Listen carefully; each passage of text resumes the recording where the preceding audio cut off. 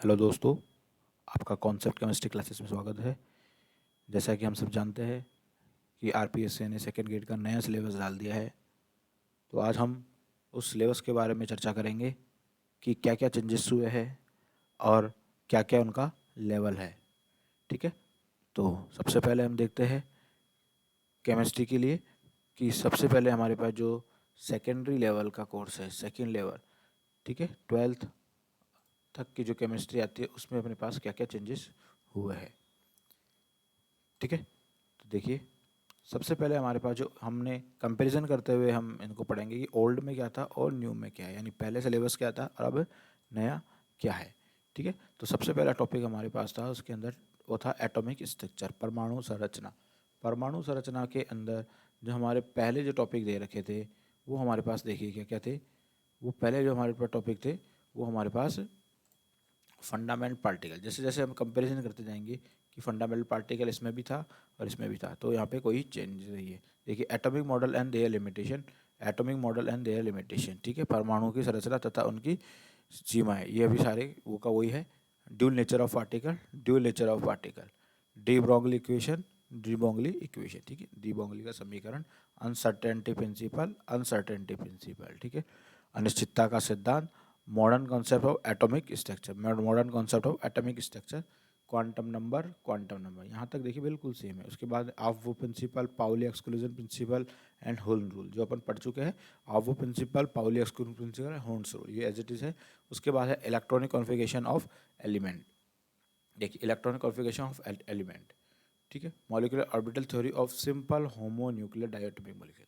देखिए अब यहाँ पर ये चेंजेस हुआ है कि ये टॉपिक सिंपल मॉलिक्यूलर ऑर्बिटल वाला ये यहाँ पे नहीं है। देखिए जो एमओटी जो हम पढ़ चुके हैं वो जो 12th लेवल पे था वो यहाँ से हट चुका है, यहाँ पे ऐसा कोई कॉन्सेप्ट नहीं है। ठीक है, तो 12th वाले में सबसे पहले डिलीट क्या हुआ, एमओटी यानी अणुकक्षक सिद्धांत हमारे पास में यहाँ से डिलीट हो गया है। ठीक है, आगे देखते हैं atomic mass, molecular mass, equivalent mass, ये तीनों दे रखे हैं। परमाणु संरचना, परमाणु का मास और मॉलिक्यूलर मास और ये इक्विवेलेंट मास, तुल्यांक की बात, तीनों को तीनों दे रखे हैं। उसके बाद mole concept, symbol, ion, radical, variable valencies, type of formulas, empirical formulas, molecular formula और केमिकल स्टाइकियोमेट्री। ठीक है, बिल्कुल सेम इसमें भी दे रखा है आपके पास में, तो यहाँ पर भी कोई चेंज नहीं हुआ। तो यहाँ पे हमारे पास पहले यूनिट में जो चेंज हुआ है कि जो 12th लेवल पे एमओटी था वो यहाँ से डिलीट हो गया है। ठीक है, अब हम बात करते हैं इसकी दूसरी यूनिट की। दूसरी यूनिट हमारे पास में है सिलेबस में दे रखी, classification of element and periodicity in property. ठीक है, जो हमारे पास आवर्ती गुण है, आवर्त सारणी वाला चैप्टर है।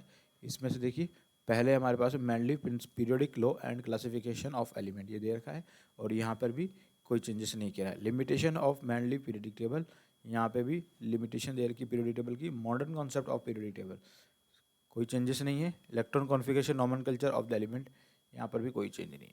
ठीक है, अब यहाँ पे type of element S P D and F block दे रखा था। ठीक है, टाइप ऑफ एलिमेंट दे रखा है हमारे पास में कौन कौन से एस पी डी एफ के उनके तत्वों के बारे में, लेकिन यहाँ से ये टॉपिक हट चुका है। ठीक है, इसको अलग से ग्रेजुएशन लेवल में डाल दिया गया है। ठीक है, तो एस पी डी एफ यहाँ पे नहीं है, तो यहाँ से एक टॉपिक ये हट गया। तीसरा प्रॉपर्टी है, तीसरा इसके periodicity of properties, atomic and ionic radii, ionisation enthalpy, electron gun enthalpy, electronegativity and valency. ठीक है, ये सारी चीज़ें इसके अंदर दे रखी है, तो इसमें भी कोई चेंजेस नहीं हुआ है। तो दो टॉपिक यहाँ से 12th वाले से हट चुके हैं, एमओटी और एलिमेंट के एसपीडीएफ ब्लॉक के बारे में। अब तीसरी यूनिट जो दे रखी है वो दे रखी है साम्य। ठीक है, साम्य, साम्य के अंदर देखिए law of mass action and it application to the homogeneous and equilibrium. ठीक है, इसमें कोई चेंजेस नहीं हुआ है। दूसरा Le Chatelier principle and is application to physical and chemical system, इसमें भी कोई चेंजेस नहीं है। उसके बाद है factor affecting chemical equilibrium, factor affecting chemical equilibrium, ion equilibrium solution, ion equilibrium solution, acid base concept, pH scale, buffer solution, dissociate of acid and base, dissociate of acid and base. ठीक है, बस आपके पास में एक इसमें जो दिया हुआ नहीं था वो हमारे पास में क्या दे रखा है, ये हमारे पास दे रखा है ओनली एक नया topic, common ion effect and is importance. ठीक है, तो ये पहले भी था और अभी भी है, कोई इसमें कोई ज़्यादा चेंजेस नहीं हुए। ठीक है, हम आगे बात करते हैं। देखिए इसमें भी दे रखा था common ion effect and importance, यानी कोई चेंजेस नहीं हुआ है। उसके बाद solubility product and it is uses, मतलब कि केमिकल इक्विलिब्रियम और आयनिक इक्विलिब्रियम में कोई भी चेंज नहीं हुआ है, साम्य अवस्था वाले पार्ट में कोई भी परिवर्तन नहीं हुआ है। उसके बाद हमारे पास जो नेक्स्ट टॉपिक है रिडॉक्स। ठीक है, रिडॉक्स के अंदर ओल्ड सिलेबस में क्या था, न्यू सिलेबस में क्या है। Redox reaction, concept of redox reaction, oxidation number, balancing and application of redox reaction. ठीक है, तो इसमें भी कोई चेंजेस नहीं हुआ है। ठीक है, तो ये सब 12th लेवल का था, तो 12th वाले में अभी तो कोई चेंज नहीं हुआ। उसके बाद ऑर्गेनिक केमिस्ट्री में जो 12th में दे रखा था, organic chemistry different method of purification. ठीक है, तो इसमें कोई चेंजेस नहीं है। सेकंड है qualitative and quantitative analysis, classification and IUPAC nomenclature of organic compound, तो इसमें भी कोई चेंजेस नहीं है। उसके बाद होमोलाइटिक हेटेरोलाइटिक बॉन्ड फिजन, तो कोई चेंजेस नहीं है।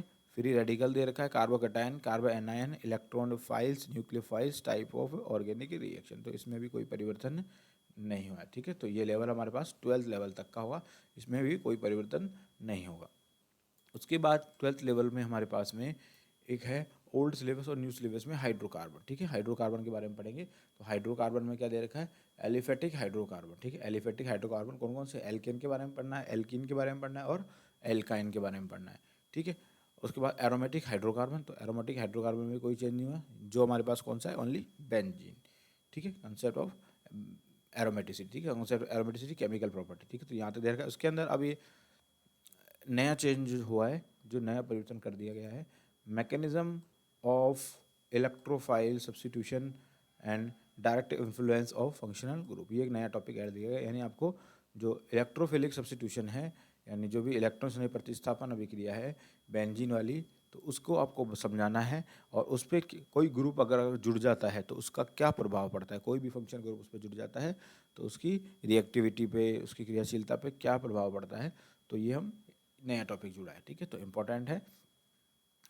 अब हम आगे बात करते हैं, ये अभी तक जो इतना पढ़ा हमने 12th लेवल का था। अब ग्रेजुएशन लेवल में देखते हैं क्या क्या चेंजेस हुआ है। जो पहले दे रखा था, ठीक है, ओल्ड सिलेबस में दे रखा था zero group element, position on periodic table, isolation compound of zero group element. ठीक है, तो इसमें कोई चेंजेस नहीं हुआ है, periodic position table, isolation compound of zero group element.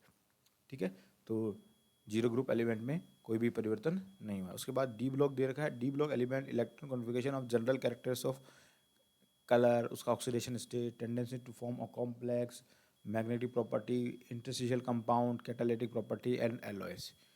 ठीक है, तो हमारे पास में ये डी ब्लॉक के बारे में दे रखा था। तो डी ब्लॉक इसमें से ये रहा, electron configuration, general characters of colour, oxidation state.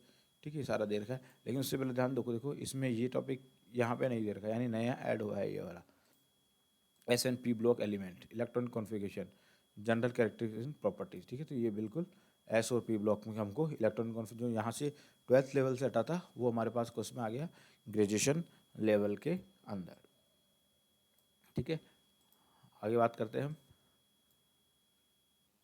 ठीक है, F ब्लॉक एलिमेंट के बारे में बता रखा है इसने। तो lanthanide actinide electron configuration, lanthanide contraction इन कंसिक्वेंस सुपर हैवी एलिमेंट, तो इसमें कोई परिवर्तन नहीं हुआ है। ठीक है, सुपर हैवी एलिमेंट तक पूरा दे रखा है।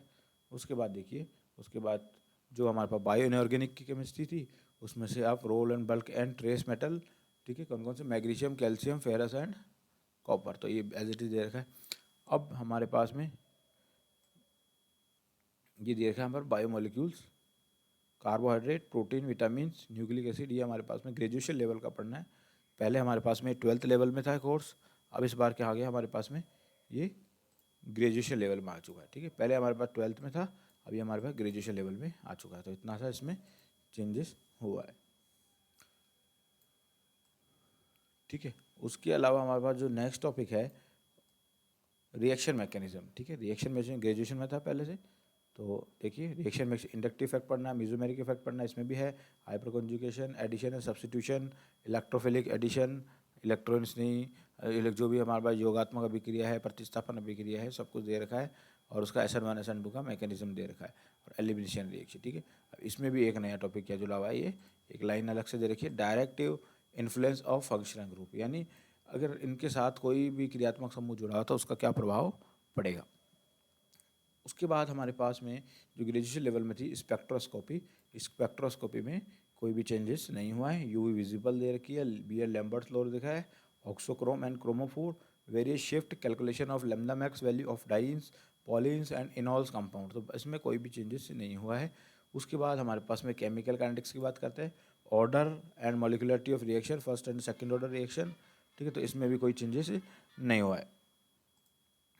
देखिए बिल्कुल कोई चेंजेस नहीं हुआ है। आरएनएस इक्वेशन दे रखी है, कॉलिजन थ्योरी दे रखी है, इसमें भी दे रखी है, एंड एक्टिवेटर यानी केमिकल काइनेटिक्स यानी रासायनिक बलगतिकी में कोई भी परिवर्तन नहीं हुआ है। आपको जैसा था उसी लेवल का पढ़ना है। उसके बाद विलियन, विलियन के अंदर भी कोई परिवर्तन नहीं हुआ है। देखिए ऑस्मोटिक प्रेशर भी दे रखा है, lowering vapour pressure, depression freezing point, elevation and boiling point, determination molecular weight, association dissociation of solution. ठीक है, तो इसमें भी कोई परिवर्तन नहीं हुआ। जो ग्रेजुएशन लेवल में जिस लेवल का था उसी लेवल का हम इसमें पढ़ेंगे। उसके बाद इलेक्ट्रोकेमिस्ट्री है, तो इलेक्ट्रोकेमिस्ट्री में भी कोई चेंजेस नहीं हुआ है। तो ये जैसे हमको एक पिछली बार पढ़ा है हमने इलेक्ट्रोकेमिस्ट्री का, तो वही लेवल रहेगा। आगे टॉपिक भी बात करते हैं हम कि अब देखिए कोई टॉपिक ऐसे आए जो हमारे पास में जो पहले 12th में थे, अब कहाँ पे आ गए हमारे पास में, वो ग्रेजुएशन लेवल, यानी उनका स्टैंडर्ड थोड़ा सा बढ़ गया, ताकि हम उसके बारे में ज़्यादा पढ़ सकें, उनको थोड़ा डीपली पढ़ना है। देखिए 12th लेवल में पहले हमारे पास कोऑर्डिनेशन कंपाउंड था, लेकिन अब हमारे पास में इसको ग्रेजुएशन लेवल में ऐड कर दिया गया। ठीक है, तो ध्यान रखना अभी हमारे पास जो है थोड़ा सा हमें स्टैंडर्ड वाइज पढ़ना है, थोड़ा सा इनका लेवल बढ़ाते हुए पढ़ना है। ठीक है, तो देखिए सब कुछ टॉपिक वही दे रखे, लेकिन क्या है कुछ ना कुछ इसके अंदर एक्स्ट्रा पढ़ना है आपको, थोड़ा इनका लेवल इंक्रीज करना है। ठीक है, यहाँ पे हमारे मेटल कार्बोनिल की एलिमेंट्री नॉलेज दे रखी थी। अब देखिए यहाँ पे क्या आ गया, उसका पूरा का पूरा प्रिपरेशन कैसे होती है, बॉन्डिंग कैसे होती है, प्रॉपर्टीज़ कैसे, यानी मेटल कार्बोनिल को अपन को थोड़ा स्टैंडर्ड से पढ़ना है। ठीक है, तो ये हमारे पास में कोऑर्डिनेशन कंपाउंड था। उसके बाद में जी मॉलिक्यूलर ऑर्बिटल थ्योरी, जैसे हमने पढ़ा था कि MOT 12th वाले लेवल से हट गई, तो अब कहाँ पे आ गई ये ग्रेजुएशन लेवल में। ठीक है, तो इसमें हम पहले अलग से थोड़ा थोड़ा दे रखा था, molecular orbital theory of simple molecular atomic mass, molecular mass, equivalent mass, ये हम पढ़ चुके हैं। ठीक है, तो ये तो हमारे पास 12th लेवल का है, इसको तो पढ़ना नहीं है। ये वाला तो हमारे पास क्या है 12th लेवल का, ये तो हमारे 12th में ही पढ़ लिया, ये तो 12th में था, तो इसको 12th के लेवल की ही पढ़ना है। लेकिन चेंज क्या है, molecular orbital theory of simple homo nuclear die atomic molecule, यानी इतना सा अपन को पहले 12th में लिखा हुआ था। अब इसको समझाने के लिए क्या कर दिया कि आपको वैलेंस बॉन्ड थ्योरी भी पढ़नी है, इसके लिए मॉलिक्यूलर ऑर्बिटल थ्योरी भी पढ़नी है for simple homo nuclear die atomic molecule, यानी सिंपल जो पहले पढ़ रहे थे, जो हमने पढ़ा है। अगर आपने नहीं देखा तो आपको डिस्क्रिप्शन में जो लिंक मिल जाएगा उसमें से आप इस टॉपिक को देख सकते हैं, valence electron pair theory, crystal field theory. ठीक है, तो हमारे पास में ये नए टॉपिक्स इसके अंदर ऐड कर दिए गए जो हमको ग्रेजुएशन लेवल तक पढ़ना है। उसके बाद में जो हमारे पास स्टेट ऑफ मैटर था, तो उसमें भी कोई परिवर्तन नहीं हुआ है, वो खाली 12th में था, अब किस में आ गया, वो ग्रेजुएशन लेवल में आ गया। तो आपको इसको पढ़ना है 12th से ग्रेजुएशन लेवल के लिए। उसके बाद में सॉलिड स्टेट जो 12th में था वही हमारे पास में किस में आ गया, ग्रेजुएशन लेवल में आ गया, तो इसको भी हमको थोड़े अच्छे से पढ़ना पड़ेगा। सरफेस केमिस्ट्री, तो ये भी हमारे पास में किस में था, जो 12th में था वो भी किस में आ गया, ग्रेजुएशन लेवल में, यानी स्टैंडर्ड पेपर का थोड़ा सा बढ़ा दिया है, ताकि उसका जो लेवल है काफ़ी इंक्रीज रहेगा। क्वेश्चंस के जो पहले 12th में पूछे जाते थे, अब उसको ग्रेजुएशन लेवल के हिसाब से पूछा जाएगा। और देखिए ये हमारे पास में थे मेटल, नॉन मेटल, मेटलर्जी और जनरल प्रिंसिपल ऑफ मेटलर्जी, ये सारे हमारे पहले 12th में थे। अब हम किसको पढ़ना है, ग्रेजुएशन लेवल तक के लिए पढ़ना है। ठीक है, तो है ही लगभग वही टॉपिक, बस थोड़ा सा स्टैंडर्ड आपको बढ़ा के पढ़ना है। Non metal and their compound बिल्कुल सेम है, P ब्लॉक का है, nitrogen, sulphur, oxygen, phosphorus, carbon, sulphur, phosphorus and their uses. ठीक है, cement and plaster of Paris, तो इसमें कोई चेंजेस नहीं हुआ है। ठीक है, तो ये हमारे पास क्या थे, जो जो हमने चेंजेस हुआ है नए सिलेबस के अंदर। अब हमारे पास ये देखना है कि हमसे कौन कौन से टॉपिक इसमें से हट गए। ठीक है, जो काफ़ी इंपॉर्टेंट टॉपिक हुआ करता था सेकेंड ग्रेड का, थर्मोकेमिस्ट्री, थर्मोडायनेमिक्स, तो ये थर्मोडायनेमिक्स यहाँ से डिलीट हो चुकी है, और एक एनवायरनमेंट केमिस्ट्री का टॉपिक भी यहाँ से डिलीट हो गया है। ठीक है, तो ये हमारे पास दो टॉपिक थे जो ना तो 12th लेवल में है और ना ही ग्रेजुएशन लेवल में। तो थर्मोडायनेमिक्स अपने आप में काफ़ी बड़ी यूनिट थी, तो ये यहाँ से डिलीट हो गई है। इसके अलावा एनवायरनमेंट केमिस्ट्री के भी एक दो क्वेश्चन आते थे, वो भी डिलीट हो गए। ठीक है, तो अब हमारे पास जो पेपर का लेवल होगा काफ़ी अच्छा होगा, ग्रेजुएशन लेवल तक का टॉपिक होंगे सारे के सारे। 12th लेवल में कम है आपके पास में, लेकिन ज़्यादा सिलेबस क्या है आपके पास में, ग्रेजुएशन लेवल का। तो ये हमारे पास क्या थे, जो RPSC द्वारा चेंज किया गया सिलेबस है। ठीक है, तो आपको ये देख के पढ़ना है, आपको जो भी पढ़ना है तो इस हिसाब से पढ़ना है कि आपका लेवल क्या है, आपको थोड़ा सा अच्छी तरह से पढ़ना है, उस टॉपिक को थोड़ी हाई आइडिया लेना है इसके बारे में, और 12th से ज़्यादा हमें ग्रेजुएशन वाली बुक पे ध्यान देना है। ठीक है, तो ये हमारे पास था चेंज ऑफ सिलेबस जो आरपीएससी द्वारा जारी किया गया था। ठीक है, आप इस वीडियो को कंपैरिजन करके पढ़िए, और इस वीडियो का अगर पसंद आया तो इसको लाइक कीजिए, अपने दोस्तों के साथ शेयर कीजिए, ताकि उनके पास इसकी नॉलेज पहुंच सके कि हमारे सिलेबस में क्या क्या चेंज हुआ है।